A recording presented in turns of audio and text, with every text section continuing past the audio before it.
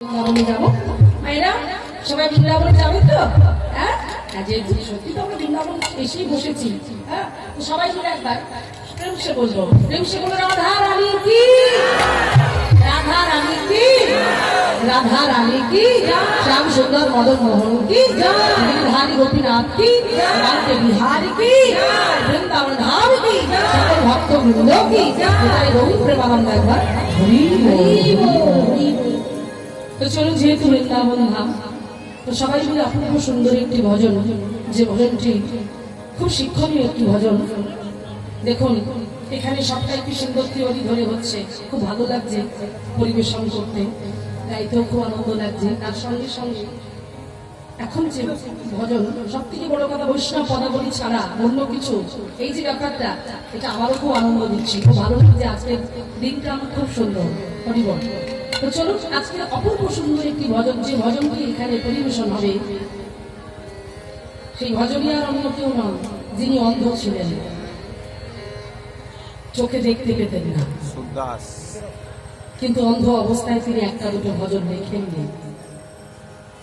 আমরা শুনেছি তিনি 33,000-এর বেশি ভজন লিখেছেন, এবং যার ভজন শ্রবণ করার জন্য স্বয়ং বৈকুণ্ঠনাথ নিজে বৈকুণ্ঠ থেকে নেমে এসে পাশে বসে হেসে হেসে গালে হাত দিয়ে তিনি ভজন শুনছেন। দেখুন, ভগবান তার অমূল্য সম্পদ, যেটা আমাদের কাছে যেটা সব থেকে প্রিয়, চোখ, সেই চোখ দুটি তার নেই, অন্ধ। অন্ধ অবস্থাতে এত অপূর্ব সুন্দর ভজন। সেই ভক্ত কবি সুরদাসের অপূর্ব সুন্দর ভজনটা অনেক বড়, তবে বেশি বড় করে গাইব না, 4 লাইন গাইব। আর মায়েরা, আর এখনকার দিনের ভজন, যে সমস্ত ভজন হচ্ছে, আর যে সমস্ত যেমন শ্রোতা, যেমন ভক্ত, তেমন কীর্তনী, তেমন গাইছে। শুনুন, ভজন গান অবশ্যই গান, কিন্তু তার মধ্যে যেন শিক্ষা থাকে, যেন আমরা যেটার জন্য এসে বসেছি, কিছু নেওয়ার জন্য এসেছি, চিত্তটা যেন, এই যে চিত্তটা মলিনতা, অপরিষ্কার আছে, ময়লা হয়ে আছে, সেটা যেন নির্মল হয়, পরিষ্কার হয়, এমন ভজন শুনতে হবে। তার জন্য আজকে সেই অপূর্ব সুন্দর একটি ভজন, যেখানে ভক্ত কবি বলছে, যদিও রাগটা এখনকার রাগ নয়, সকালের রাগ, হ্যাঁ, কিন্তু এই ভজনের সঙ্গে এই রাগটাকে পালস করা হয়েছে। তো চলো, লীলার কারণে গাইতে কিন্তু অপরাধ হয় না, একটু হলো ধ্বনি দিন, তাই গৌর প্রেমানন্দ একবার হরি বল।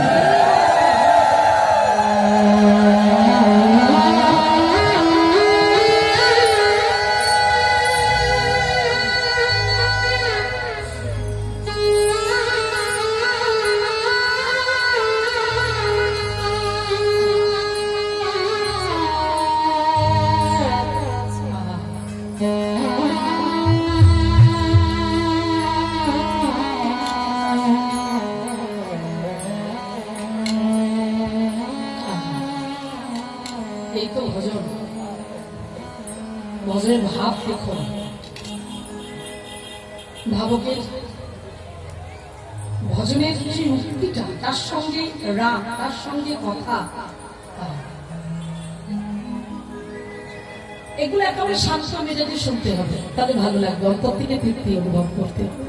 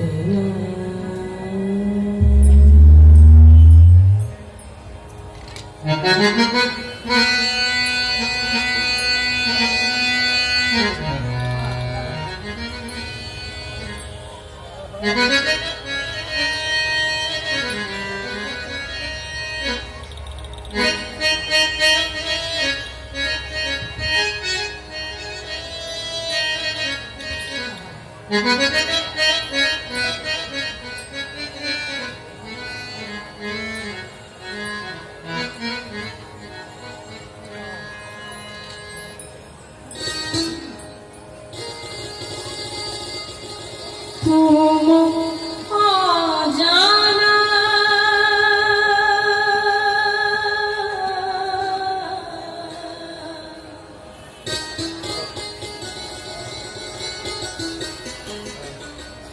तुम आ जाना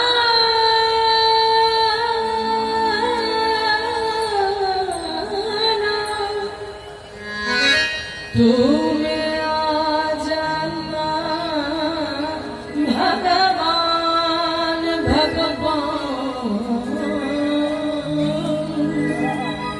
तुम आ जाना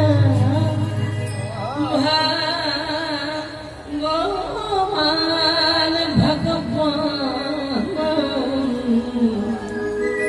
तुम्हें आ जाना भगवान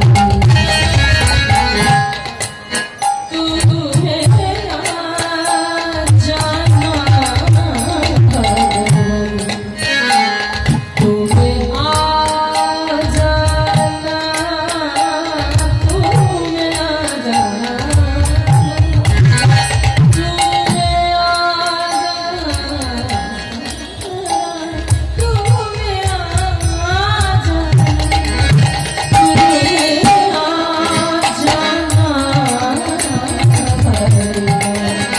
तुम्हें आ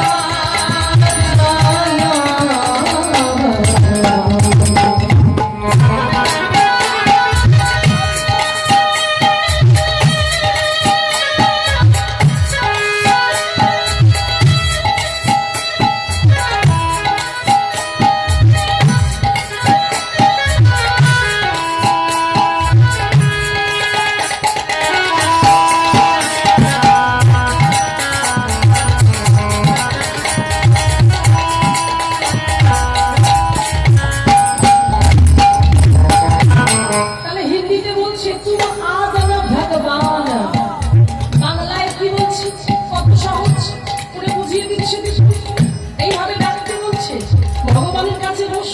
ভগবানের সামনে বসবে, হাত জোর করে বলবে, তার নায়ক নায়ক দেখে বলবে, প্রভু তুমি সোনা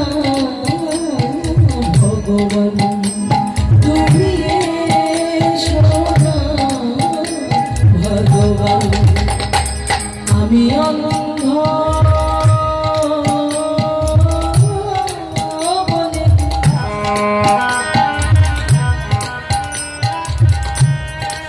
আমি চোখে দেখতে পাই না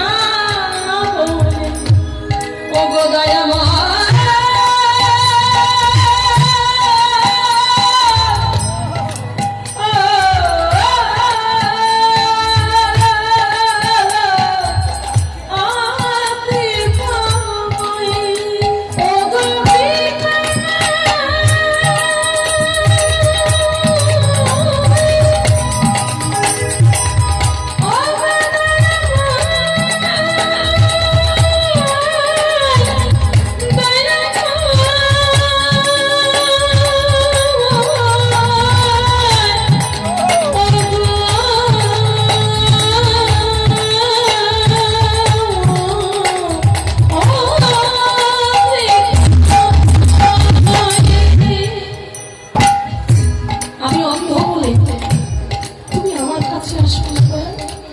আমি কি এমন অন্যায় করেছি, আমি কি এমন অপরাধ করেছি যে তুমি আমার কাছে আসলে?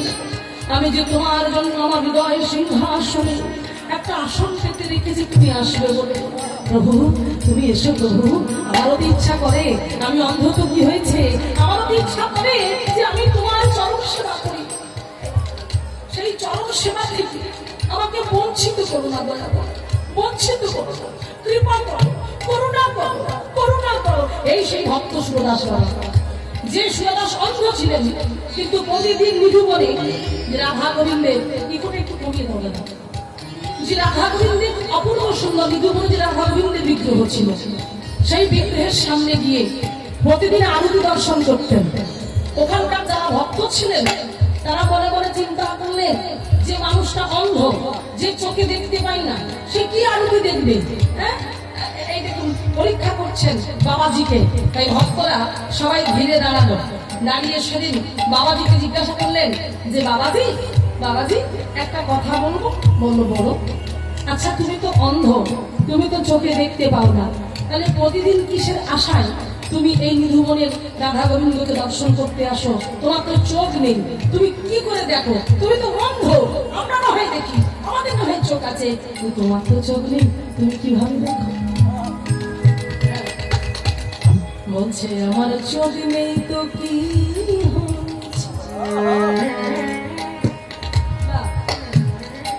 আমি যাকে তাকে মারে জন্য ছুটে আসি,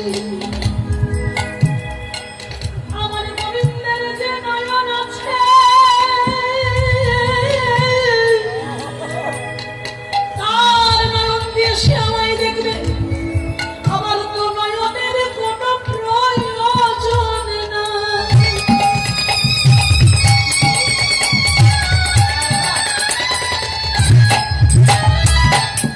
বলছে আমার তো আমার নয়নের কোনো প্রয়োজন নাই, তার তো নয়ন আছে, তার নয়ন দিয়ে সে আমায় দেখবে, আমার নয়ন দিয়ে কি হবে? আমার অন্ধ থাকাই ভালো, যেমন আছি আমি তেমন থাকতে চাই। এই সেই অন্ধ মানুষ, আর সেই অন্ধ মানুষের ভজনে কি সুন্দর কথা জগৎকে শিক্ষা দিয়ে গেল। এরপরের লাইনটা কি বলছে দেখুন, খুলে কারে দুয়ারে খুলে কারে दुआरे खुल कर बैठा हूँ, तुम आ जाना भगवान, तुम आ जाना भगवान। मैं द्वार खुल कर बैठा हूँ, कौन द्वार? हृदय द्वार, এই যে দ্বার, আমি হৃদয় দুয়ার খুলে বসে আছি, তোমার জন্য আসন পেতে বসে আছি, তুমি এসো দয়াময়, তুমি এসো। কেন আসছো না? কেন কৃপা করছো না? ভক্তমন্ডলী বাবা, ভক্তিমতী মায়েরা, আমার ভগবান এত করুণাময়, এত কৃপাময়, তিনি লালা বাবুকে পর্যন্ত স্বপ্নে দেখা দিয়ে বলেছিলেন, লালা আমার জন্য একটা মন্দির তৈরি করবি। লালা সেদিন ছিল অকিঞ্চন, মানে তিনি নিঃস্ব গরিব কাঙাল ছিল, ভিখারি। লালাবাবু জমিদার ছিলেন না, যখন বৃন্দাবনে গেলেন তিনি নিঃস্ব গরিব। এই ভগবানকে স্বপ্নের মধ্যে ভগবানের কথা হচ্ছে, ভগবান ভক্তকে বলছে আমার জন্য মন্দির তৈরি করো। লালা বলছে প্রভু মন্দির তৈরি করতে গেলে তো অর্থের দরকার, আমার তো অর্থ নেই, আমি কি করে তোমার মন্দির তৈরি করব? ভগবান কি বললো জানো? বলছে ওরে লালা রে, শোন শোন, পার্থিব জগতের অর্থ দিয়ে তৈরি করা, শ্বেত পাথরের ইট কাঠ পাথর বালু সিমেন্ট দিয়ে তৈরি করা ওই মন্দিরে তো আমি থাকি না। বললো প্রভু তুমি কোথায় থাকো? আমি কোথায় থাকি? ভক্তের হৃদয় বড় ভালো,